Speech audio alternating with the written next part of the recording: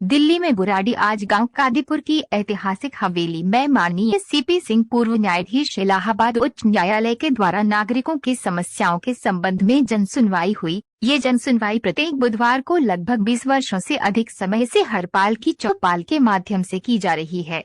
लेकिन आज हरपाल की चौपाल नहीं, आज जनता की अदालत लगी। आज की जनसुनवाई भी पेंशन, राशन कार्ड, प्रमाण पत्र आदि अनेकों विषयों पर हुई। लेकिन आज हरपाल सिंह राणा ने बेसहारा बच्चों की पेंशन पर आ रही समस्या पर प्रकाश डाला और कहा कि देश में ही नहीं समग्र संसार में बेसहारा बच्चे सबसे अपेक्षित एवं शोषित होते हैं। इस अवसर पर उपस्थित वकील अखिल राणा ने बताया कि इस विषय में वर्ष 2020 में माननीय दिल्ली उच्च न्यायालय में जनहित याचिका लगाई गई थी, जिस पर केंद्र सरकार और दिल्ली सरकार के आग्रह पर माननीय उच्च न्यायालय ने बेसहारा बच्चों की पेंशन लगाने में अपनी असमर्थता जताई थी, जिस कारण से न्यायालय के द्वारा संज्ञान नहीं लिया गया था। जन सुनवाई में उपस्थित स्वाति के द्वारा भी महिलाओं और बच्चों की समस्याओं के संबंध में अपने विचार व्यक्त किए और उनके द्वारा समस्याओं के समाधान के लिए किए गए कार्य में आ रही परेशानियों को विस्तार से बताया कि किस तरीके से सरकारी कार्यालयों में सामान्य सीधे व्यक्ति जिन्हें जानकारी का अभाव नहीं होता है, उनको किस प्रकार से परेशान किया जा रहा है। आपको बता दें, न्यायाधीश महोदय ने संविधान और न्याय के आधार पर बेसहारा बच्चों में संविधान के अनुच्छेद 14 में समस्त नागरिकों को समानता का अधिकार है। बच्चे देश का भविष्य होते हैं, इसलिए कोरोना काल में बेसहारा हुए बच्चे भले ही कोरोना आपदा त्रासदी के शिकार हो, जिनके तहत केंद्र सरकार और दिल्ली सरकार मदद भी दे रही है, जो सराहनीय है। लेकिन बेसहारा तो बेसहारा ही होते हैं जिनका कोई सहारा न हो, जिनके माता पिता का स्वर्गवास हो जाए। सरकार का ऐसे जरूरतमंद बच्चों को मदद देने का कर्तव्य बनता है और वे बच्चे पेंशन लेने के हकदार भी हैं।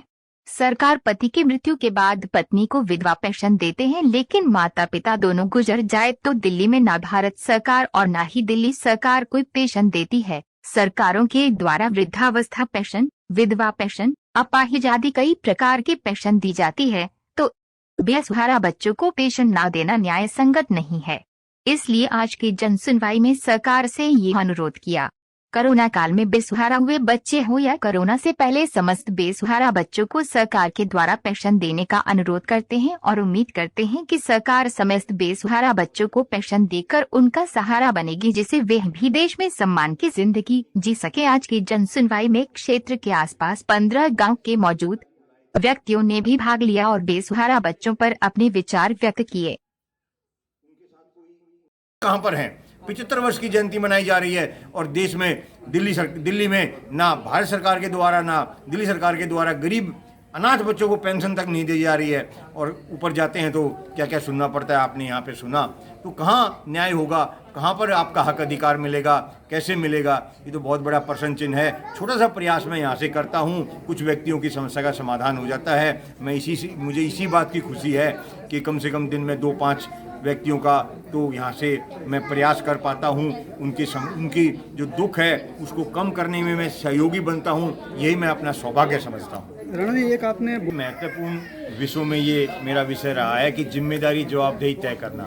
आज सरकार के अधिकारियों की जिम्मेदारी जवाबदेही नाम की कोई चीज ही नहीं है।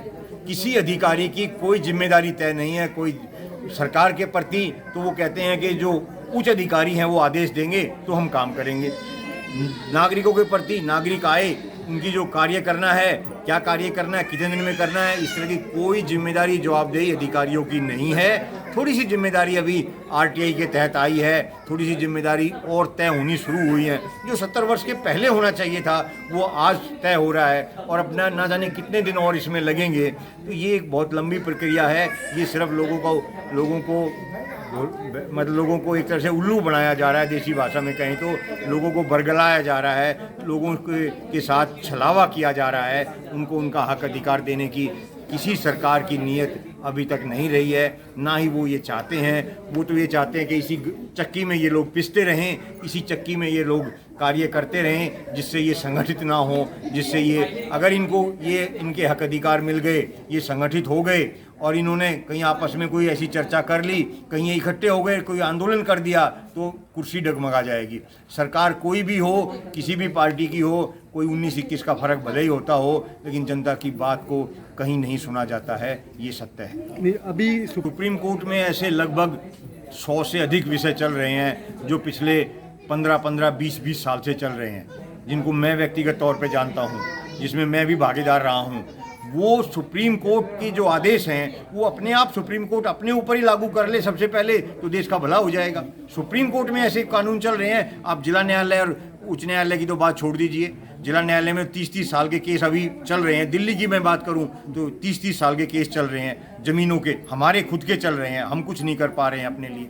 तो ये जो बातें होती हैं वो सिर्फ आदेश पब्लिक को दिखाने के लिए, कागजों में लागू करने, बताने के लिए होते हैं, लागू करने के लिए कोई नहीं होते हैं। हल क्या है फिर राणा जी, क्या हल क्या है? गरीब आदमी कहाँ जाए? वो तो हमें भी नहीं मालूम है, हम प्रयास ही कर सकते हैं। सुप्रीम कोर्ट की एक मैं बात बताऊं, सुप्रीम कोर्ट में अब से पहले हिंदी में कोई बात नहीं कर सकता था। ये मैं 2017 में मैंने एक हिंदी में याचिका, एक देश के नागरिक की हैसियत से आज़ादी के बाद पहली बार मैंने सुप्रीम कोर्ट में एक याचिका दाखिल की हिंदी में। बोला जी ली नहीं जा सकती, सुनाई नहीं हो सकती।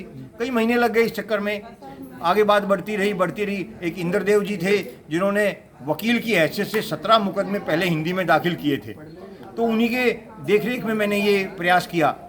तो खैर मेरी उनके माध्यम से मेरी याचिका भी दाखिल होगी। मैं सुप्रीम कोर्ट में अपनी हिंदी में याचिका दाखिल नहीं करा पाया, नियम होने के बावजूद भी, लेकिन उनके माध्यम से उनका एक प्रभाव था, वो दाखिल हो गई। फिर उसके बाद जब मुकदमा लड़ना शुरू हुआ तो ताजुब होगा आपको, जब मैं अंदर जाता था मेरे साथ पुलिस भेजी जाती थी कि कहीं मैं जाके बदतमीजी ना कर दूं, क्योंकि मैं हिंदी बोलता था। हिंदी बोलने वाले लोग बदतमीजी कर सकते हैं, अंग्रेजी बोलने वालों को ये सर्टिफिकेट होता है कि वो बदतमीजी नहीं करेंगे।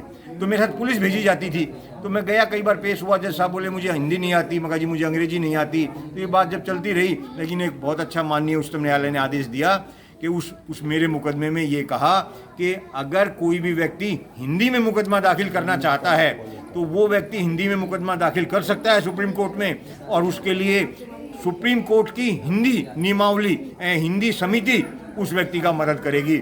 और सुप्रीम कोर्ट के इतिहास में पहली बार वो आदेश हिंदी में जारी हुआ। मेरा जो मुकदमा था, मेरे पास वो आदेश मौजूद है। मुझे भी दिल को तसल्ली हुई कि सुप्रीम कोर्ट में जो मैंने बात रखी, जहाँ न्याय के लिए पूरे देश से व्यक्ति आते हैं, मेरे विषय में भी न्याय दिया गया।